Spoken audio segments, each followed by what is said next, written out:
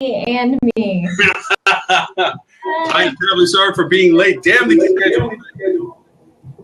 Hi, welcome to this week in Hospitality Digital Marketing. Sorry for the very abnormal. So weird because I want to look there. I know. Okay, I'll duplicate. Who do we have? I know I got you guys. Who else? We got Robert Cole. Good. Robert's there. Hey, Robert. Join you in. Having problems finding the power button on your computer, I understand from Carrie. So much. Yes, that's great. You know, I was sitting with a client that decided to have more questions than time for, and I'm sitting there going, "That's great. Can we talk about this?" Oh no, there we go. Actually, it was down from San Juan.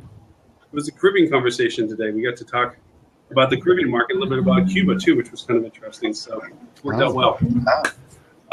Since I have not my agenda or ideas in front of me, Robert, did you come to show and tell proper today? I always have to show something to talk about. Well, I'll let you go first while I pull up my Okay. tested topic ideas. Unless, of course, Bethany and Carrie have always something better to say than I do anyway. No, last week I spoke at the Boutique Lifestyle and Lodging Conference out in Santa Monica, which was very interesting. I mean, I think what's really happening out in the travel industry or the hospitality industry is really happening in the boutique space. So really fascinating from a product perspective, what's going on in terms of food and beverage.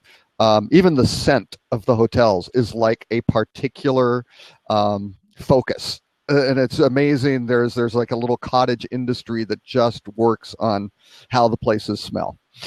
And so that's great. The one challenge though, well, actually one aspect that ties into digital marketing is they're really working on tying in with major brands, fashion designers, things like that, and making almost everything that's in the hotel sellable. So e-commerce, so, you know, you like the linens, you like the furniture, you like the scents, you like the music, all that stuff curated, assembled, and open for commerce, which is great. But that then contrasts a lot with their digital presence in terms of their website, what they do for e-commerce, from a traditional rent the hotel rooms perspective, which really winds up being way behind the curve. And it was amazing. You know, I asked at one point the audience, how many, when someone goes on their website and selects 2 adults and 2 children, start feeding back imagery of families, which would maybe be logical and, you know, a little bit more relevant. Nobody, sort of thing. I mean, just really, scary stuff. Very, very basic in terms of what they're doing. So do they have a sense? Are they overtly nervous about Airbnb and its potential to them, or are they the front line, that they're the canary in the coal mine already, and they're realizing the impact of Airbnb that only mainstream hotels are beginning to wake up to? Oh yeah, no, I moderated the top executives panel, so I had the 3 developers who were all top line. One guy doing Polyhouse, another guy doing One Beverly Hills, really top guys, and the Los Angeles City Councilman who was responsible for really clamping down on Airbnb. He's also a guy who was working on Lyft and Uber being able to be serving LAX, but really interesting stuff. They are. Well, it's mixed. Half the group is very afraid of Airbnb and what it represents. The other half thinks that's just not anything. It's not their client, and it's a totally different deal. They wouldn't think that's their client. I mean, here they are. Well, I would highly recommend that they Skift. Rafat Ali just posted one of the Skift presentations with the CMO of Airbnb. It just went up earlier today from their global conference. People should watch that, because they aren't just about this little room sharing thing. They're going big into business travel. They're going big into vacation rental. It is a lifestyle sale, and it is exactly what boutique hotels are going after. It's how do you take your lifestyle and what you represent as an individual, the branding that you associate with, and how do you kind of tie that into where you travel? So it's real. It is a major shift change, and the hoteliers need to pay attention to it. we'll get back Yeah. to it quick. But I got Carrie and Bethany on there. Yeah, I want to drag them into the conversation as well. Go ahead, guys. Hey, sorry, we had some technical difficulties.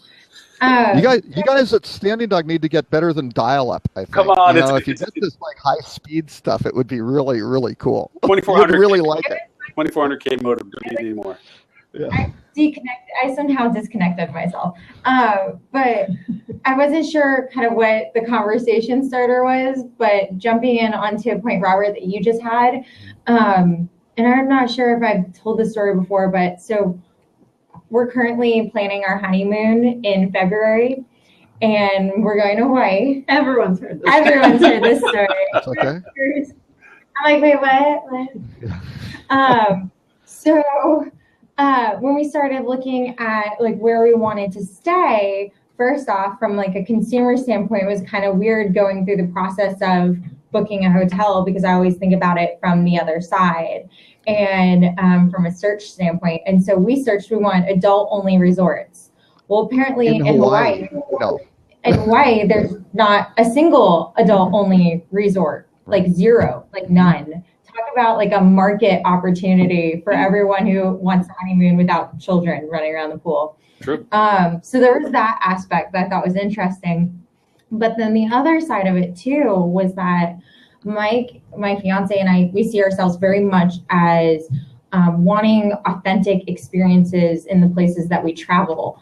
And in our mind, a hotel didn't provide that sense of authenticity that we wanted from the local market. Mm-hmm. But yet Airbnb provided an opportunity to stay in the community, you know, immersed in the culture and able to kind of have a non-boxed feeling of what we were experiencing and what we were doing. We wouldn't do an all-inclusive resort. That's just not for us. We want to go out and explore and really be involved. So it's funny how Airbnb is getting that edge from a local standpoint, right? People want to really experience, many people, almost that shift in that trend is happening from a very like kind of propped up experience where you're only shown what it is they want you to see to having a more granular experience at a local level.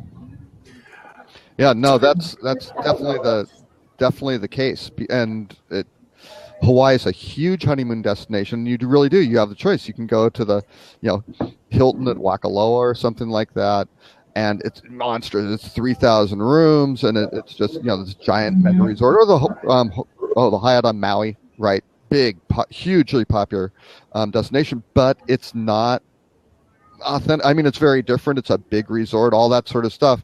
But for something that, for something intimate like a honeymoon, you really want something that's different, special, and you guys don't want to blow it, right? And have a bad experience and go, crap, hopefully we're doing this once and we got it right, and isn't this great? Sort of thing. There's a lot at stake. The other part I thought was interesting too is, right, you have all the benefits of a hotel where you have room service and you have kind of those luxury amenities provided for you in terms of like beach chairs and lounge facilities and things like that. But on the other side of it is that we were able to get an Airbnb like on the side of a cliff looking over the ocean for $150 a night, whereas to pay for a resort was going to cost us $600 a night for a partial ocean view. It's like, you gotta love the partial ocean view. Yeah. While we have Tucker here, sorry. Go ahead. Go, Carrie. I was just gonna say, I think that's kind of the leg up that Airbnb is having, is that authentic perspective that it has for the locations in which you stay, as well as the other side of it being, I think that they're pricing out hotels, especially with their lower rates that they're able to provide for sometimes even better location or facilities, things like that. We lost Tucker down to audio only. To that point too, Airbnb, I mean, defining what is a competitor versus what's not a competitor is equally important, because I think I mentioned this in one of our earlier Blabcasts. PKF went over and talked about how they garnered the locations of Airbnb in particular markets, and then they defined what that meant as competitors. Like a couch isn't a competitor to a hotel, neither is a treehouse. But if you have your own room, or if you have a house with multiple rooms, then it can be considered a competitor to a similar type hotel inventory.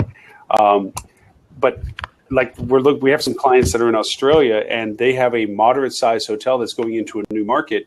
And one of their strongest competitors is Airbnb, because it's not these large, super large hotels that are in the market. It's small 100-room hotels, and Airbnb is a direct player to them because the experience is kind of intimate in comparison. So they literally are a choice between one or the other. To Carrie's point, having the view and the location is just as valuable as having the experience that they want without a bunch of kids sitting around a community pool to the resort. So.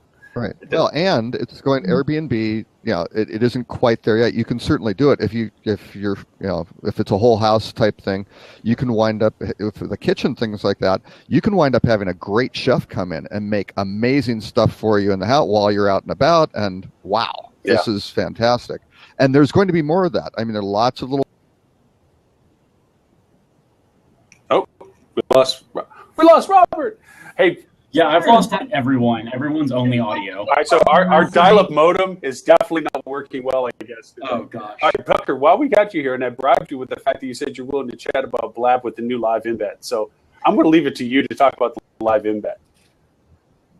Thanks. By the way, you have a certain angelic look about you. You have this beam of light.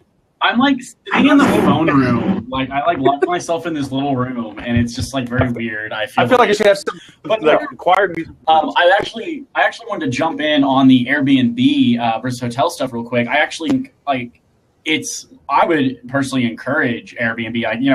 You'll never hear me say that. And be like, oh yeah, they're totally better. But the thing is, though, is what Airbnb does is it encourages you to explore your location more than your resort. Because say you book this all-inclusive resort, you're paying $300, $500 a night, whereas opposed to Airbnb, you're paying $150 a night. You have that extra money to go out and explore the area. Whereas, when you stay at a resort, when I went to Jamaica, we were paying $500 a night just to stay there, and there's so much that's already there, so you're already putting money into this resort. So your mindset is enjoy the resort because you're already paying for this, but you pay a little less. You have just as intimate, if not a more intimate place to go back to at night, and you're encouraged to explore the area. And so that's really what Airbnb just really, I guess, monetizes itself on, is there's more opportunity in the area than just the place you're going to bed at night.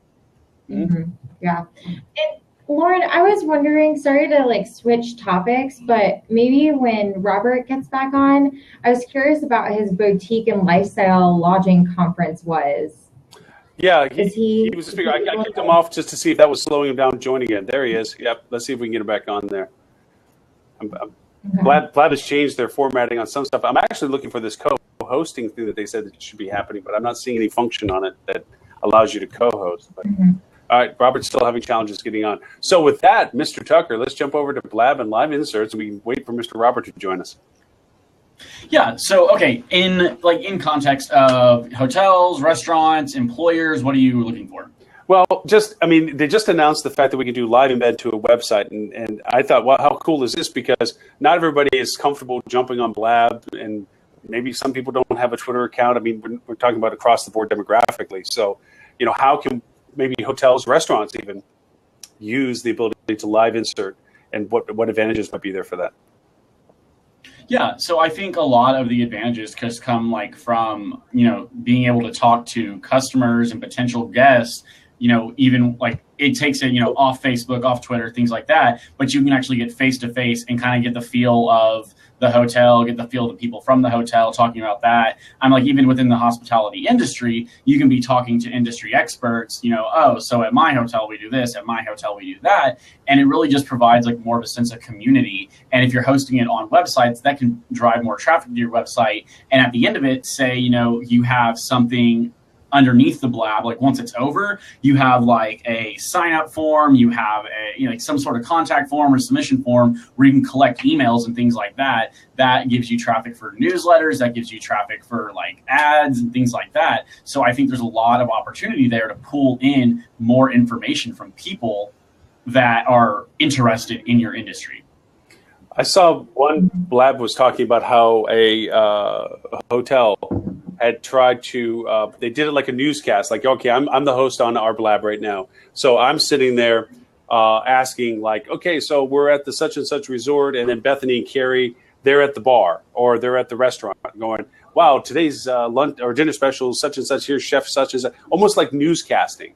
And then Tucker, you may have been out by the bar or by the beach.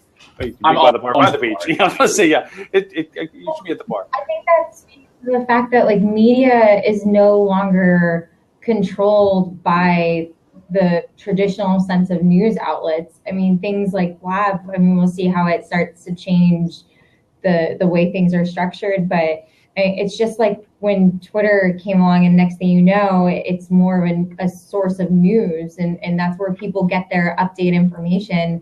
It'll be interesting to see how Blab becomes more of that live broadcasting.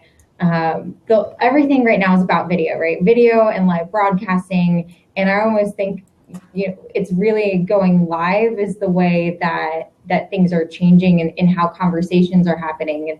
It's more real time than ever, and even then watching it happen as it unfolds. Yeah, and crazy. It is in that sense. I mean, I was going to throw in the LinkedIn conversation to this one too. I was listening to a podcast, and the girl on the podcast, it was actually a Pinterest podcast, and she was a LinkedIn person talking about what she did with it. But some of the things that she was doing, she said she wanted to be she knows she was in the Cincinnati market, and she noticed that the local news agencies didn't know anything about Blab, and she wanted to be the authority on it.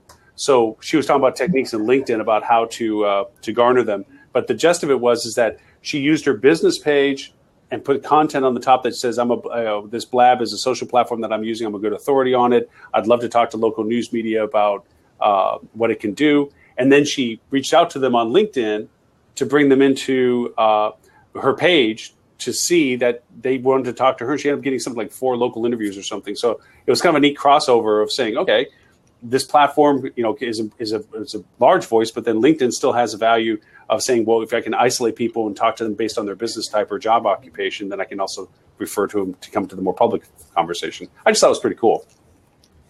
Mm-hmm. Mr. Robert Cole does not want to join us. I think deep down he doesn't want to join us because I keep turning him on and off, but it just doesn't. Okay, there he is again. We're going to keep trying. I think at this point we can blame his bandwidth and not our bandwidth, because our bandwidth seems to be okay. I had to hardwire in. Well, we have about, 5 minutes left? 5-6 minutes? At least, yeah, probably around that. Maybe a few more because I was late. But yes, did you have an idea, Miss Carrie? I was just thinking, what would you say? Sorry, Bethany right now is looking at GIFs. Bethany right now is in Kansas City Royal Land. There's very little outside of that conversation that she's really going to listen to for the next, I don't know, week. I'm going to try wacky inflatable arm flailing things. That's where we're at. Because you said Robert was just kind of pulsing back and forth. So I was like, oh God. Well, it's just, yeah. I don't know what happened to the bandwidth, but I don't know whether this is a Blab issue or our issue. It'd be kind of curious on the technical side of it. Is it our bandwidth that dictates the Blab, or is it just our conversation to Blab and that dictates the feed to everybody that's contributing to it? I don't know, because for some reason, on Google Hangouts, when somebody on Google does it, it never has a problem. But when we do Google Hangouts, it stutters, it breaks up. I just didn't know whether that the source of the host made a difference on the efficiency of it, I guess. But, well, I just lost both of you to audio only. It might be us. Well, what do we think about Blab in the sense of a privacy standpoint and the struggles that might come there? Because I know with Periscope, when Periscope went live, at first everyone was really excited and all gun-ho about it. And the next thing you know, the NHL is banning Periscope from being, live broadcasting the hockey games. And I mean, do we think that, Blab might get in a situation where legally certain things or conversations or showing people in a setting with maybe out their permission that this is like going to become an issue, because we're talking about hospitality and thinking about how this can be incorporated at the ground level with these hotels.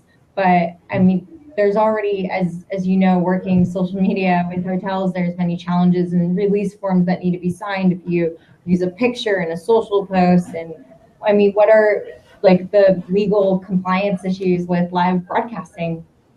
No, it's a good point. I mean, if Tucker was actually out at the tiki bar and was showing around, and there was a couple that was there, but the husband wasn't with the wife, so to speak, and that got put on a blabcast that for some reason somebody noticed, saying, "Wait a minute, isn't that Bob? But that's not Mary." And all of a sudden they call Mary to tell him that Bob's down in this tiki bar with somebody that's not Mary. So yeah, there is that. I think almost in a way like any broadcast has to have that. If you're going to do that where people can be identified on the video live, then you need to announce that you're going to be broadcasting, and that it's important to let them step away. Bart makes an interesting point that, if you're in a public space, I mean, should you have no expectations of privacy? In public, but if you're on private property, you do have an obligation to let people know that they're being videoed. Right. So, again, if you're walking around with a video camera for public usage. Now, if you're taking a picture that's for private usage and somebody are in it, that you're not having to run over to them and say, "Hey, sign this release. I happen to catch you in a picture." But if you're doing it for the promotion of the property, or you're doing it for public display, then you need to get the release of anybody that it can be identified by what you took, whether it be a picture or video. You need to let them know that you've got updating terms and conditions. Or is that going to be something with a sign as you're entering the bar? We may be live broadcasting, something like that. Yeah, or something simple like when we first started putting up video cameras in the properties, we literally said this area is being videoed, so that people knew that it was up by the camera saying that was the case. We didn't face the bar or anything because people are there to relax. They're not there to be seen on a video camera. It was in areas like facing the beach or things like that. But that was for legal release. I'm imagining if you're going to do live broadcasting, Carrie, to your question, you're going to have to let the audience that you're possibly in know, hey, I'm about to do live broadcast to promote the restaurant. You're going to be in it. If there's a problem, please let me know and I'll try to keep you out of it. Or you can shift tables or whatever, and we'll not catch you. But I think it's going to be an obligation for us to do. Anything, those willing would be great brand ambassadors. Like, what's better than getting an actual customer on air and saying, "Oh, this is my favorite dish. When you're here, you have to try it." And so that would make for great content going forward. And that's just word of mouth. Like, oh, hey, this person really liked the chicken carbonara or something like that. And so, I mean, if those willing to do it, I think are going to be great brand ambassadors going forward. And those not willing to do it, it's just leave them alone, leave it at that. Yeah. Well, I guess to any reporter's point of view, when they're going to put people on the spot, they're probably going to let them know, hey, are you okay with this, blah, blah, blah, and so that they can participate without feeling like all of a sudden, like, wait a minute, are you showing this to people? I thought it was just me and you talking. So to the point, it is something that has to be concerned that you just can't do it and then apologize later, because people will go over and hold you to, well, you didn't tell me you were videoing me, and now it's on the promotional video for this hotel or something. So Yeah. I think we permanently lost Robert. For all the times I try to have Robert come back and forth, we can't seem to get him back into the chair.